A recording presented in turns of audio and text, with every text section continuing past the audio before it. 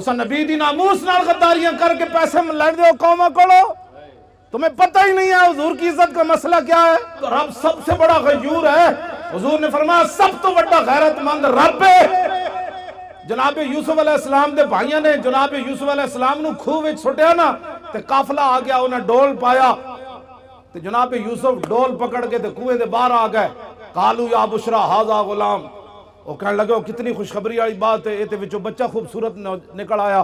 بھائی پھر نسدے آئے، انہیں کہا تو ساڑا بھجیا ہوا غلام ہے. انہیں کہا ان کی پروگرام ہے. انہیں کہا وَشَرَوْا بِثَمَنٍ بَخْسٍ دَرَاهِمَ مَعْدُودَةٍ وَكَانُوا فِيهِ مِنَ الزَّاهِدِينَ. انہیں کیسی ہے غلام بیچنا ہے، نسن دی بڑی بھیڑی عادت ہے، چند کھوٹے درہم ہی دے دیو اسی یہ غلام بیچنا ہے. جناب یوسف دی قیمت لگی بازار مصر وچ. اے علماء کم از کم 6 مہینے جمعہ پڑھا سکتے ہیں سورہ یوسف دے ہوتے، تسی کیوں نہ پڑھاندے جمعے؟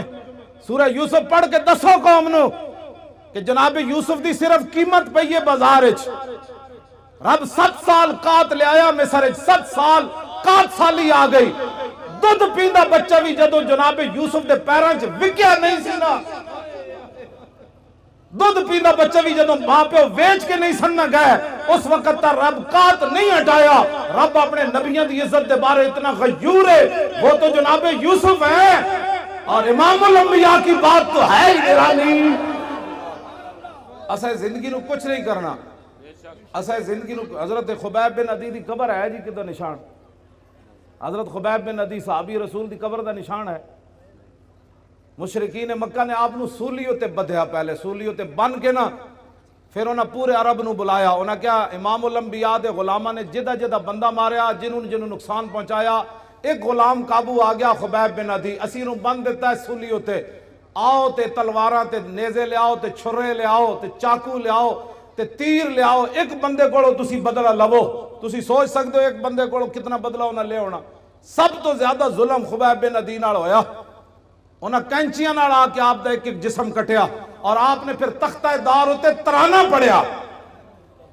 مکہ تو حضور بہت بعد اچ فتح ہویا نا جی.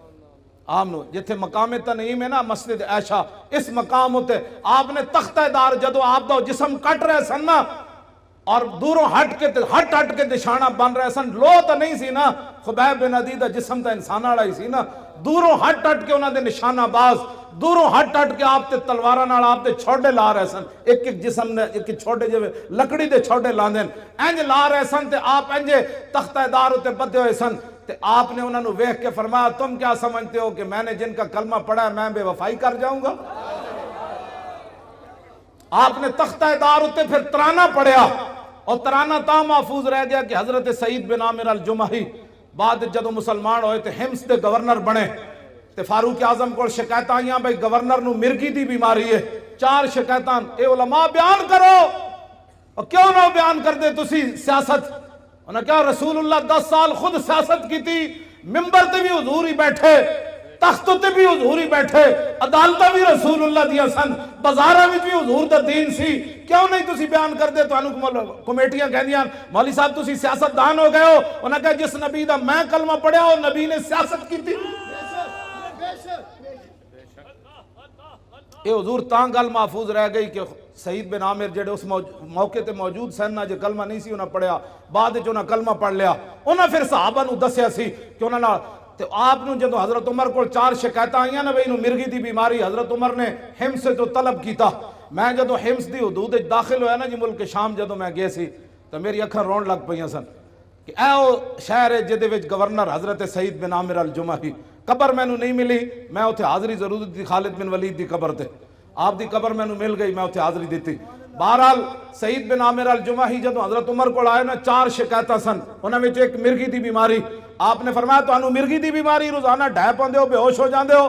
آپ نے عرض کی تھی نہیں. انہوں نے کہا پھر بے ہوش کیوں ہوندے ہو؟ فرمایا جدو جسم کٹیا جا رہے سی نا سولی تے بن کے اس ویلے میں موجود سی تے میں جدو تصور کرنا میں بے ہوش ہو جانا. اتنا بڑا ظلم ہویا سی حضرت خبیب بن عدی نال. خبیب بن عدی نے تختہ دار ہوتے ترانہ پڑھیا، سنا دے ماں. لقد جمع الاحزاب حولی والبوا قبائلهم واستجمعوا كل مجمعی وكلهم مبدل عداوت جاہد علی لانی فی وساق بمضیعی وقد جمعوا ابناهم ونساهم وقربت من جزع طويل ممنعي وقد خيروني الكفر والموت دونا وحملت عيناي من غير مجزعي فلست بمبد للعدو تخشعا ولا جزعا إني إلى الله مرجعي وما بي حذار الموت انی لمیت ولیکن حذاری جحم نار ملفعی. جب آپ کا جسم کٹ رہے سن تو اس شعر دا معنی میں فرمایا میں موت سے نہیں ڈرتا، موت تو ایک دن آنی ہے. وما بی حذار الموت انی لمیت، فرمایا موت میرا کچھ نہیں بگاڑ سکتی، آج نہیں تو کل تو اس نے آنا ہی تھا. ولیکن حذاری جحم نار ملفعی، میں تے اس جہنم دی اگ دے شولے کو ڈرنا جڑا پورا لپیٹ چ لے لوی گی. ہاں فرمایا موت سے میں نہیں ڈرتا، میں تو اس آگ سے ڈرتا ہوں کہ حضور سے بے وفائی ہو گئی تو پھر کیا ہوگا. فضل العرش صبرنی علی ما یراد بی فقد بدوا لحمی وقد یاس مطمعی. فرمایا انہوں نے تو میرا جسم بھی کاٹ دیا اور میرے زندہ رہنے کی امید بھی مک گئی. ہزار جسم جب کاٹا جا رہا تھا تو پھر آخر میں چہرے کو انہوں نے تلواریں ماری نا، پھر آخر میں ناک کان انہوں نے کاٹے، آنکھوں کے اندر پھر برچھے تو آخر میں ڈالے نا. انہوں نے کہا کہ انہوں نے تو میرا جسم کاٹ دیا، اب زندہ رہنے کی امید بھی ختم ہو گئی. آگے الاللہ اشکو غربتی ثم قربتی وما ارصد الاحزاب لی عند مسرعی. اب میری غریب الوطنی اور میرے اوپر جو ظلم ہو رہا ہے میں اس کی شکایت اپنے رب کی بارگاہ میں کر رہا ہوں. کیوں جی؟ آخر تو پھر کی فرمایا جدوں نہ جسم اپنوں ایتھے مارن لگ دے تو پھر زبان کٹنے دے قریب آئے نا، جدوں آپ دی زبان پھر انہیں کٹنے کبار کٹ کے زبان کٹن لگے، اس ویلے پھر آپ نے فرمایا فَلَسْتُ بَالِي حِينَ اُقْتَلُ مُسْلِمًا عَلَىٰ جَنْبٍ كَانَ لِلَّهِ مَسْرَعِي وَذَلِكَ فِي ذَاتِ الْإِلَٰهِ وَإِن يَشَاء يُبَارِكْ عَلَىٰ أَوْصَالِ شِلْوٍ مُمَزَّعِي. فرمایا میری زبان کاٹنے کے بعد اب یہ خاموش ہو جائے گی. فرمایا سن لو، مجھے تمہاری اب زبان کاٹنے کے قریب آ گئے، مجھے اس بات کی کوئی پرواہ نہیں تم میری زبان کاٹنے لگے ہو، اس لیے کہ میں دنیا سے محمد عربی کا غلام بن کے جا رہا. ہاں جی توجہ جی. فرمایا یہ سب کچھ میں اللہ رسول کے لیے برداشت کر رہا ہوں. وَذَلِكَ فِي ذَاتِ الْإِلَٰهِ وَإِن يَشَاء يُبَارِكْ عَلَىٰ أَوْصَالِ شِلْوٍ مُمَزَّعِي. فرمایا میرا جسم کاٹ کر تم تاڑیاں مار رہے ہو کہ ہم نے حضور کے غلام سے بدلہ لے لیا. فرمایا جس رب کے لیے میں نے یہ اذیتیں برداشت کی ہے نا، میرا رب قادر ہے میرے کٹے ہوئے جسم کو پھر جوڑ دے گا. ایسے کر دے گا. بس یہ اسلام ہے.